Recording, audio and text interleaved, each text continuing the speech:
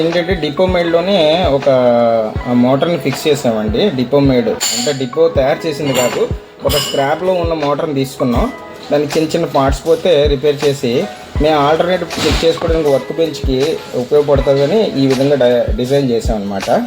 ఇది ఆల్టర్నేటర్ యొక్క 700 RPMలో రొటేషన్ అవుతుంది. డిపో మేడ్ 6201 6202 6201 బేరింగ్ తీయడానికి ఉపయోగించే పుల్లర్ అండి. ఇది కూడా డిపో మేడ్లోనే తయారు చేసాం.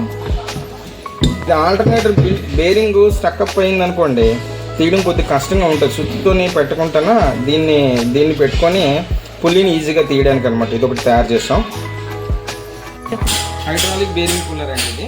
ఇది కూడా డిపో మేడ్లో తయారు చేస్తాం. మనకు అవైలబిలిటీ ఉన్న హైడ్రాలిక్ని ఇలాగ పై డైరెక్షన్లో పెట్టుకొని ఈ స్ట్రక్చర్ని కన్స్ట్రక్షన్ చేసి పెట్టుకున్నాం అనమాట. దీంతో ఈజీగా 6303 బేరింగ్ని ఈజీగా తీయొచ్చండి, వితౌట్ డ్యామేజ్ ఎనీ బాడీ అనమాట. ఇప్పుడు షెడ్యూల్ 3 నుంచి ఒక BS4 ఆల్టర్నేటర్ వచ్చిందండి. ఆల్రెడీ ఫుల్లీ నేను ఫిజికల్గా అబ్జర్వేషన్ చేసి కొద్దిగా రొటేషన్ చేస్తున్నప్పుడు సౌండ్ అనేది క్రియేట్ అవుతుంది. అది బేరింగ్ సౌండ్ అనేది నేను ఈజీగా ఐడెంటిఫై చేశాను. దాన్ని ఈజీగా ఎలాగా బేరింగ్ మార్చుకోవాలనేది ఒకసారి మీకు చూపిస్తాను.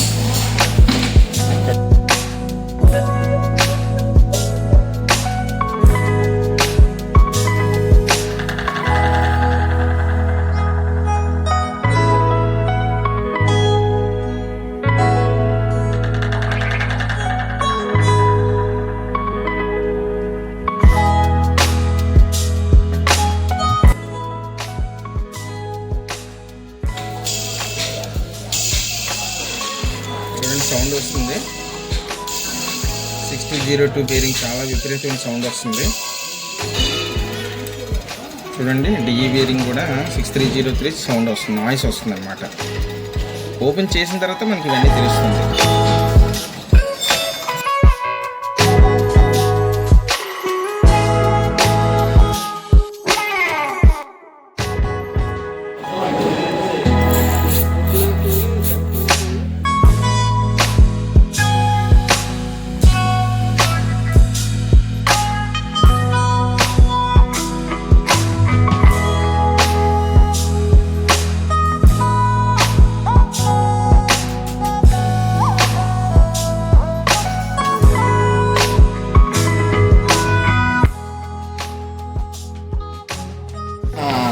ఇలాంటి హైట్ ఉండే గొట్టం లాంటి తయారు చేసుకోవాలి. దీంట్లో మనం ఒక ఆల్టర్నేటర్ యొక్క అసెంబ్లీ పెట్టేసి రివర్స్లో పెట్టేస్తే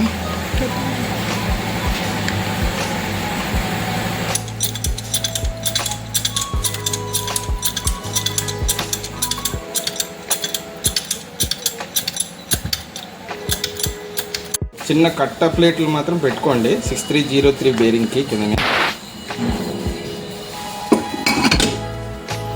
జస్ట్ హైడ్రాలిక్ మీద పెట్టా.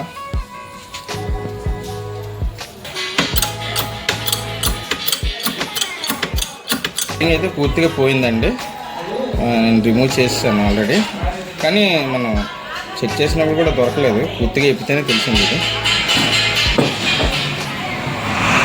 లూప్ బేరింగ్ ఫిక్సప్ చేస్తానండి డిఈ బ్రాకెట్కి.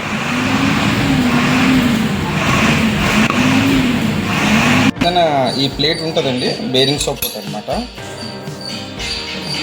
మనకి ఈ స్క్రూస్ వస్తాయి.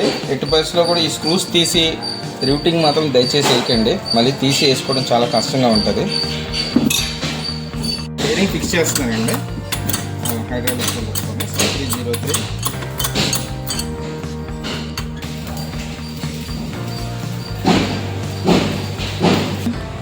ఇది కూలింగ్ ఫ్యాన్ అండి. దీనివల్ల ఏంటంటే ఆ వైండింగ్ అనేది చల్లబరుస్తుంది అన్నమాట. అదేవిధంగా పుల్లి కూడా పెడదాం. పుల్లి సాఫ్ట్ ప్లే ఉండకూడదు, అది కూడా చూసుకోండి. పుల్లి నట్టు బిగిస్తున్నాను.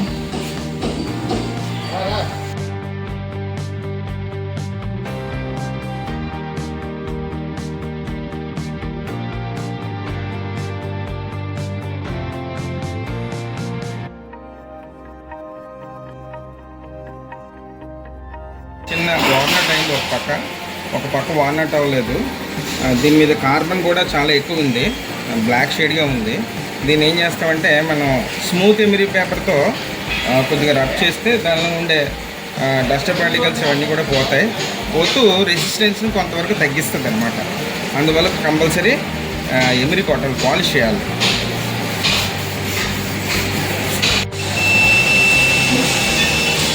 డీప్ మోడ్లో పెట్టుకున్నానండి, కంటిన్యూటీలో అంటే బజర్ మోడ్లో. దీంతో ఏం చేయాలంటే స్లిప్పరింగ్ యొక్క కంటిన్యూటీ చెక్ చేస్తాను అనమాట. రోటర్ ఏమైనా షార్ట్ సర్క్యూట్ ఉందా, స్లిప్పరింగ్ బాగుందా లేదా అన్నది చెక్ చేస్తాను. బజర్ కూడా మోగుతుంది, బాగానే ఉంది. బాడీ షార్ట్ సర్క్యూట్ ఉంది అని చెక్ చేస్తాను. ఎటువంటి బాడీ షార్ట్ సర్క్యూట్ లేదు, అంటే రోటర్ ఎవ్రీథింగ్ ఓకే అనమాట. ఇంకా మనం చూసుకోవాలండి, అంటే డయోడ్ సెట్, రెక్టిఫైర్ సెట్ ఎలా ఉందన్నది, ఏమైనా ఓపెన్ అయిందా లేకపోతే డ్రై సాల్ట్ అయిందా అనేసి ఒకసారి చెక్ చేసుకుంటే విజన్గా బాగుంటే ప్రాబ్లం లేదు, లేకపోతే సాల్వింగ్ చేయాలి. మనకి కామన్గా ఏంటంటే ఇది టోటల్గా స్టార్టర్ వైండింగ్ అనమాట. ఈ స్టార్టర్ వైండింగ్ ఏంటంటే 3 లెగ్స్ అంటే స్టార్ కానీ డెల్టా వైండింగ్లో ఉంటుంది. ఇవి ఏంటంటే ఇక్కడ నుంచి మనకి రెక్టిఫైర్కి అనేదానికి అనుసంధానం చేసి ఉంటుంది అనమాట. మనం ఒకసారి ఫిజికల్గా స్టార్టర్ వైండింగు తర్వాత రెక్టిఫైర్ ఎలాగుంది అనేది ఒకసారి చెక్ చేసుకోవాలి. ఏమైనా డస్ట్ ఉంటే కొద్దిగా ప్రెజర్ ఎయిర్తో కొట్టేసుకోవాలి. బ్రషెస్ తక్కువ ఉన్నాయండి, మేము ఆల్రెడీ సాల్వింగ్ చేసి పెట్టుకున్నాం అనమాట. ఇవి కూడా మన డిపోలోనే సాల్వింగ్ చేసాం, బిగిస్తున్నాను అనమాట బ్రష్లో.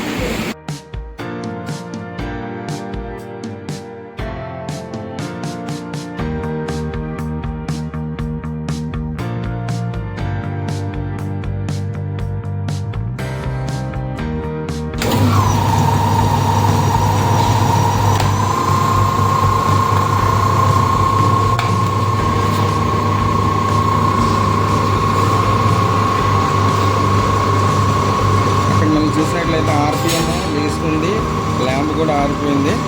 అదేవిధంగా బ్యాటరీ దగ్గర వోల్ట్ మీటర్ టెస్ట్ పెడుతున్నాం, అంటే కట్ ఆఫ్ కోసం.